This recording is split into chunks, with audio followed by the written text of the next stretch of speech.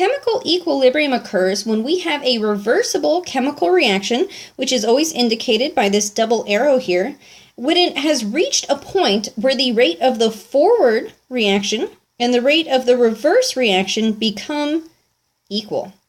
When this happens, the relative amounts of the reactants and products stays constant as long as it stays at equilibrium.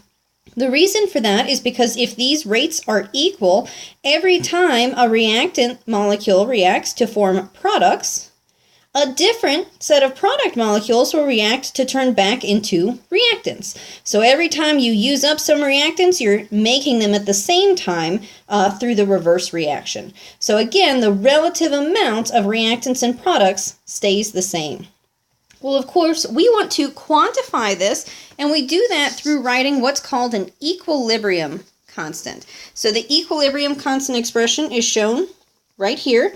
K here is my equilibrium constant, and we always write this as products over reactants, because that ratio of products over reactants is going to stay constant as long as I am at equilibrium.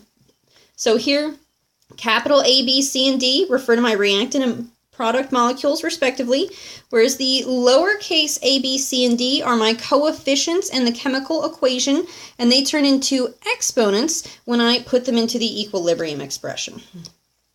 Two important notes about this: the equilibrium expression does not have units, so we always plug in with either concentrations, or we'll see later pressure in atmosphere, but we drop the units once we plug them in. And pure solids and liquids do not get included. Pure solids and liquids don't have a concentration. They're pure, so we can't really speak about their concentration. Their concentration is effectively just 1. And if their concentration is just 1, then we don't need to include this in here. So we only put gases and aqueous things in my equilibrium expression. So here's an example down here where we have an expression. When we write the equilibrium constant for that, we always do products over reactants. Notice that we left off the CH4 because it's a liquid, so it does not appear in my equilibrium expression, and all of my coefficients that I normally had turn into exponents in my equilibrium expression. Super, super simple. We can also use this expression for K to tell us something about at equilibrium.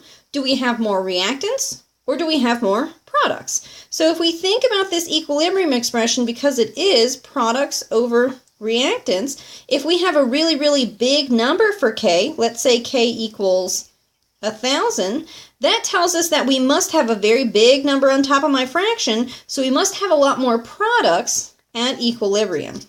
If, on the other hand, K was really small, let's say K was 0.001, because I'm still looking at products over reactants, to get a really small number, the reactant part must be really big. So once I reach equilibrium, I must have more reactants than I do products. So my basic rules here is that the equilibrium constant is going to tell us how far a reaction will go. In other words, how much of my reactants will get turned into products.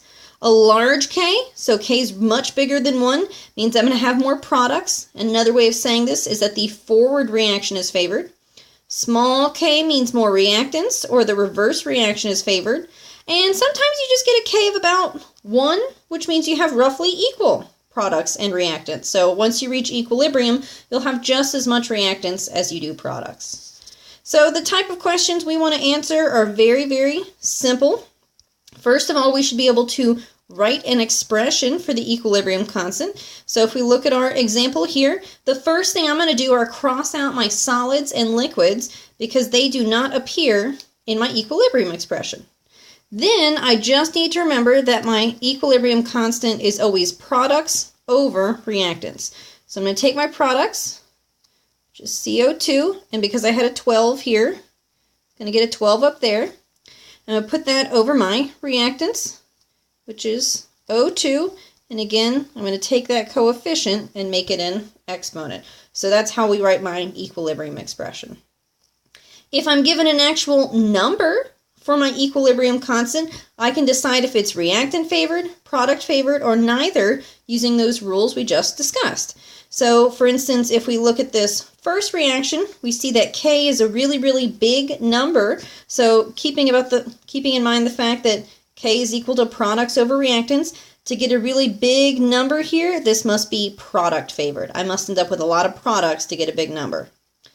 Second example, opposite, we see a very, very small number here. So in order to get that very small number, I must have a lot more reactants at equilibrium. So this is going to be reactant favored.